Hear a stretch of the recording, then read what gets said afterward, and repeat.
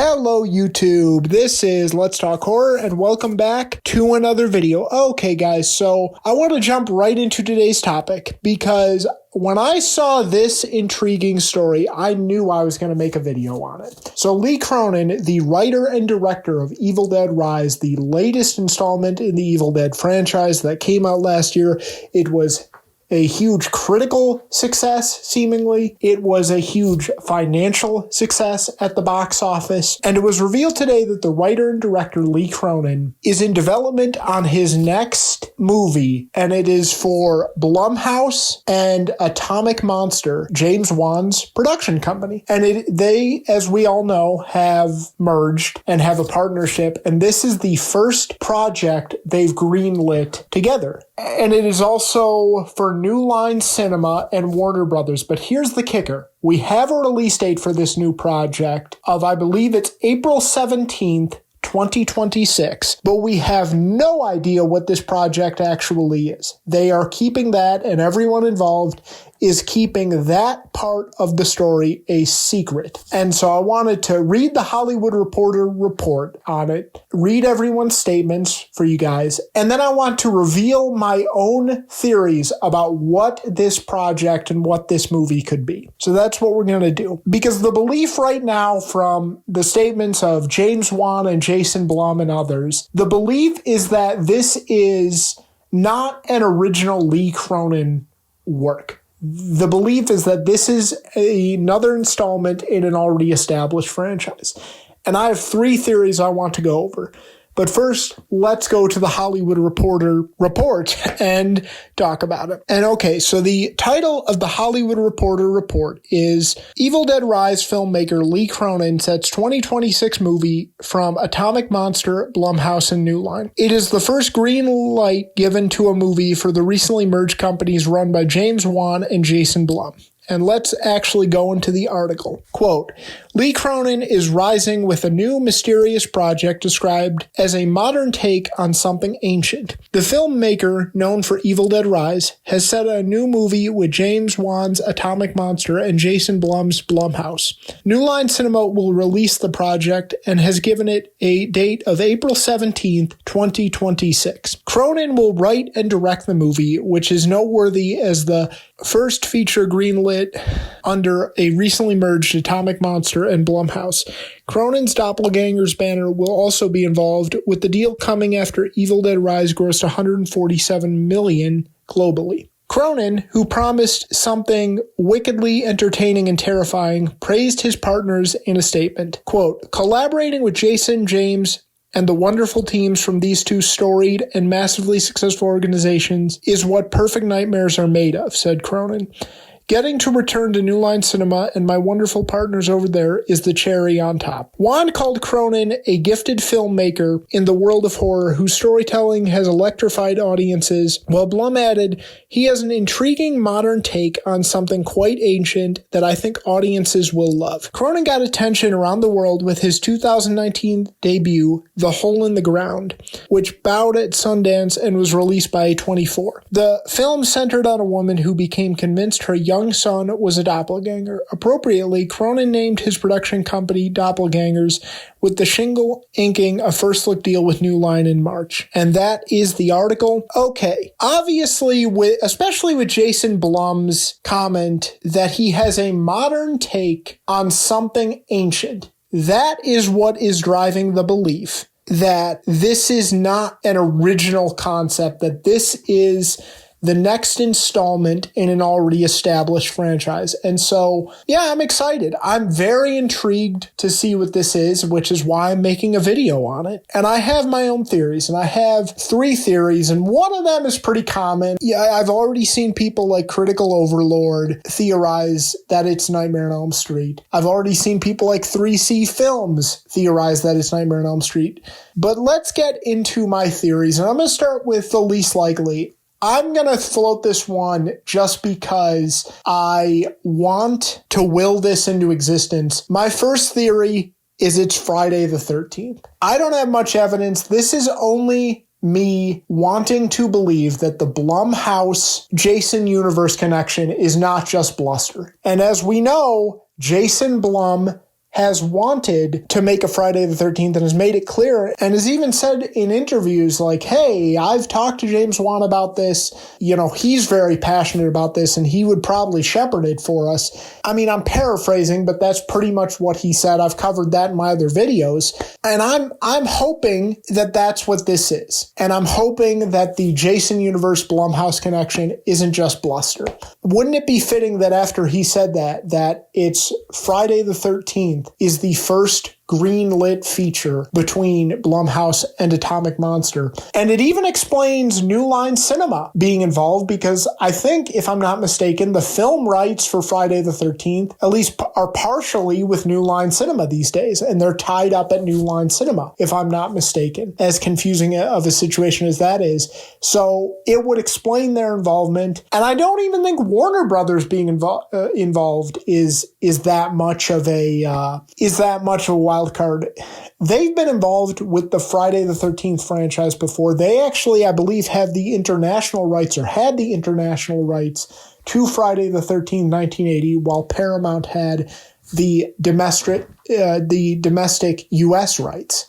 I don't know, man. My only piece of evidence is I still want to believe the Jason Universe Blumhouse connection is real. And I know I'm really reaching here. They made this announcement on June 13th. June 13th, 1946 is Jason Voorhees' birthday. I know. I'm really, really desperate to wish this into existence, but I'm trying, man. I'm not confident in it at all, mostly because Sean Cunningham just came out a couple of weeks ago and said, hey, don't expect another movie for 3 years. But I'm hoping that maybe that part of it was inaccurate or all bluster. Yeah, guys, I know I'm really grasping at straws here, but that is my first theory. My other theory, and the one that I'm probably the most confident in, is Nightmare on Elm Street. So let me go back and read Lee Cronin's statement in that Hollywood Reporter article, because his statement is what a lot of people are clinging to as evidence this is Nightmare on Elm Street. Collaborating with Jason James and the wonderful teams from these two storied and massively successful organizations is what perfect nightmares are made of. Perfect nightmares.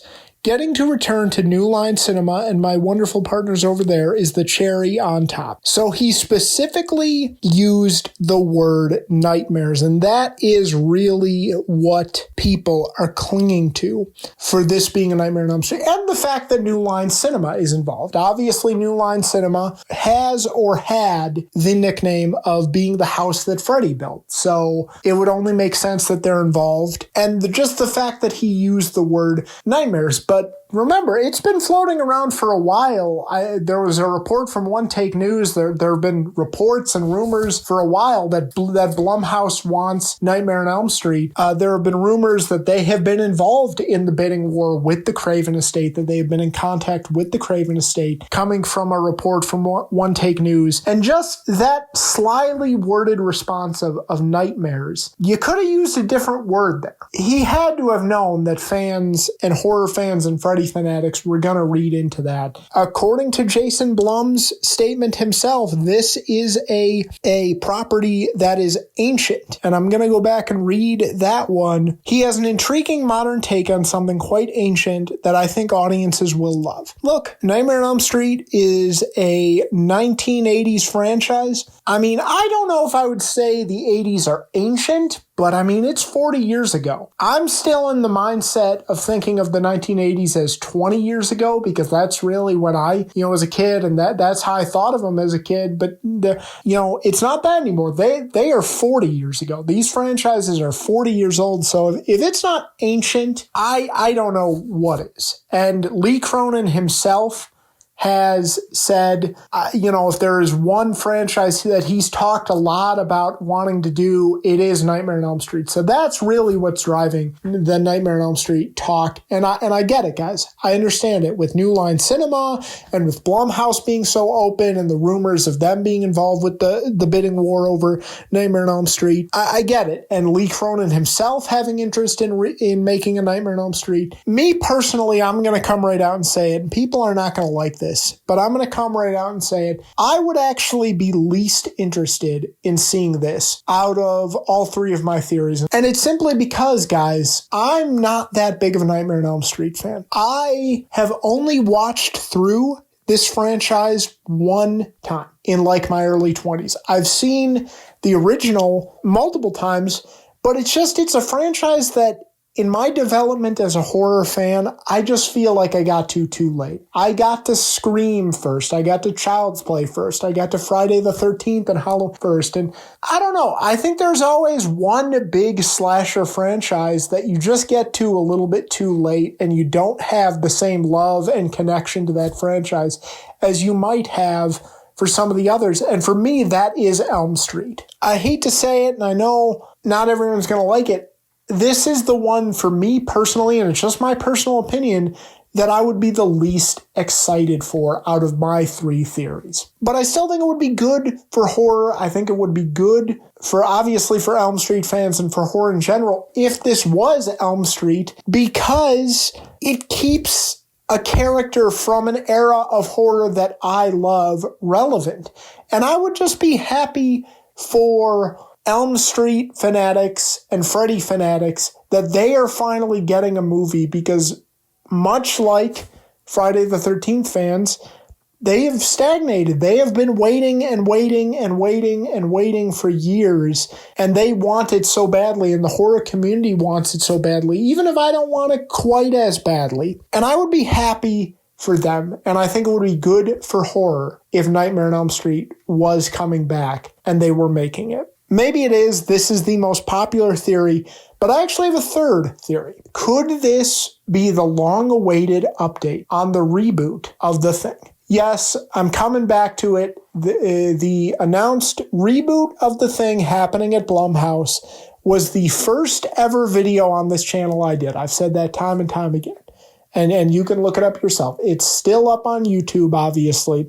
It is the first video I did on this channel. And actually, I am starting to believe and get more confident in this theory. Could this be a reboot to John Carpenter's The Thing? What are my reasons? Well, I mean, first of all, we've known for a while that that a reboot of The Thing has been happening at Blumhouse. It was announced in August of 2020, and obviously we think it has been in development hell. But John Carpenter, every time he's been asked, every chance he's gotten, he'll say something like, I've been sworn to secrecy, but The Thing 2 or might be happening, or hey, a reboot to The Thing might be happening. He said that before. He's flat out said in some interviews, yeah, it's moving forward pretty much. He's made it pretty clear that something is happening, or at least strongly hinted that something is happening. And this is the production company, Blumhouse Productions, that we've heard is happening at. And we heard that all the way back in 2020. The other thing is, my theory, it was June 13th, the 42nd anniversary of the release of John Carpenter's The Thing. It's coming up here on the 25th of June. What if they did this whole thing to build hype around it, and then maybe on the 25th of June, the night of the 42nd anniversary, they're going to reveal Lee Cronin is writing and directing this reboot of The Thing. Give it about close to 2 weeks to build up, to get people excited, to get people theorizing, and then they're going to reveal that it is The Thing. It's right around that time. You could say I'm grasping at straws, but I feel with this type of thing, we're all grasping at straws. This type of a strategy to build hype, the mystery, the tension, I guess you could say, and the aspect of a hidden identity. What property is more fitting for that type of marketing campaign, I guess you could call this, than John Carpenter's The Thing? And the aura of mystery and the aspect of not knowing someone or something's identity. That is very fitting for The Thing. Yeah, guys, I'm going to say it. I've been waiting to hear more on this. And when I think of it like that, I'm actually kind of starting to believe that this might finally be the big update on the reboot of John Carpenter's The Thing at Blumhouse that we have been waiting for.